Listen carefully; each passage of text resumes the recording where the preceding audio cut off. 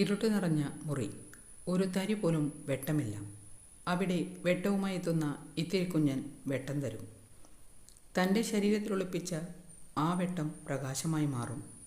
നമ്മൾ കണ്ട നമ്മുടെ കുട്ടിക്കാലം മനോഹരമാക്കിയ മിന്നാമിനുകളെക്കുറിച്ച് നിങ്ങൾ പറയാനുണ്ടാകുന്നത്. ഒരു കൂട്ടമായി പറക്കുന്ന മിന്നാമിനുകളുടെ വെട്ടത്തിലൂടെ നടന്നു നീങ്ങുമ്പോൾ നമ്മൾ ഓരോരുത്തരും നായകനും നായികയുമായി മാറുന്നു. ഒരു കൂട്ടമായി പാറി നടക്കുന്ന ഈ ഇത്തിരി കുഞ്ഞന്മാരെ ഇപ്പോൾ നിങ്ങൾ ആരെങ്കിലും കാണാറുണ്ടോ? ഇല്ലെന്നാണ് ഉത്തരമെങ്കിൽ അതാണ് സത്യവും. 80-ൻ്റെ 90-ൻ്റെ കാലഘട്ടത്തിൽ നിന്നും 2000-ൻ്റെ തുടക്കം വരെ വിലസിയിരുന്ന മിന്നാമിനുകളെ കണ്ട അവസാന തലമുറ ഒരുപക്ഷെ നമ്മൾ ആയിരിക്കാം. അതിനർത്ഥം വരുന്ന തലമുറയ്ക്ക് മിന്നാമിനുകളെ കാണാൻ ഭാഗ്യമില്ല എന്നാണ്.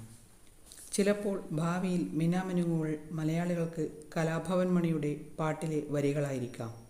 കാരണം നമ്മുടെ ഈ മിന്നാമിനുകൾ വംശനാശം നേരിട്ടുകൊണ്ടിരിക്കുകയാണ്. ഗവേഷകരുടെ കണ്ടെത്തലുകൾക്കനുസരിച്ച് വളരെ കുറച്ചു കാലങ്ങൾക്കുള്ളിൽ തന്നെ ഈ വംശനാശം സംഭവിച്ച ജീവിയായി മാറും ഇവ. 2024 science of the total environment നടത്തിയ പഠനത്തിലാണ് മിന്നാമിനുകളുടെ എണ്ണം ഇങ്ങനെ ഗണ്യമായി കുറയുന്നതായി കണ്ടെത്തിയത്. ലോകം മുഴുവൻ ഈ ജീവി വംശനാശ ഭീഷണിയിലുമാണ്. 2000-ലധികം സ്പീഷീസുകൾ ഉൾപ്പെടുന്നുണ്ട് ഇവയിൽ. ഇവയുടെ ശരീരത്തിൽ നിന്നും പുറപ്പെടുന്ന വെളിച്ചമാണ് മിന്നാമിനുകളെ വ്യത്യസ്തമാക്കുന്നത്. ഇണയെയും ഇരയെയും ആകർഷിക്കാൻ വേണ്ടിയാണ് മിന്നാമിനുകൾ ഈ വെട്ടം ഉപയോഗിക്കുന്നത്. അടിവയറ്റിലെ രാസപ്രവർത്തനത്തിൻ്റെ ഫലമായി 510 മുതൽ 620 വരെ നാനോമീറ്ററോടുള്ള ദൈർഘ്യമുള്ള മഞ്ഞ, പച്ച, ഇളം ചുവപ്പ് നിറമുള്ള വെളിച്ചമായാണ് മിന്നാമിനുകൾ ഉൽപ്പാദിപ്പിക്കുന്നത്. പൊതുവെ വേനൽക്കാലത്ത് ഇവയെ നക്ഷത്രങ്ങളെപ്പോലെയാണ് കാണാറുള്ളതെങ്കിലും ഭൂരിഭാഗവും സമയം ഇവ മണ്ണിലോ ഇലകളുടെ അടിയിലോ ജീവിക്കുന്ന ജീവികളാണ് മിന്നാമിനുകൾ.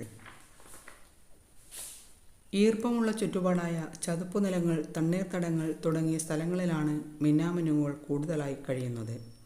കീടനാശിനി പ്രയോഗവും രാത്രിയിലെ കൃത്രിമ ലൈറ്റുകളുടെ അതിപ്രസരവും ഇവയുടെ ഇണചേരലിനെ കാര്യമായി ബാധിച്ചിട്ടുണ്ട്.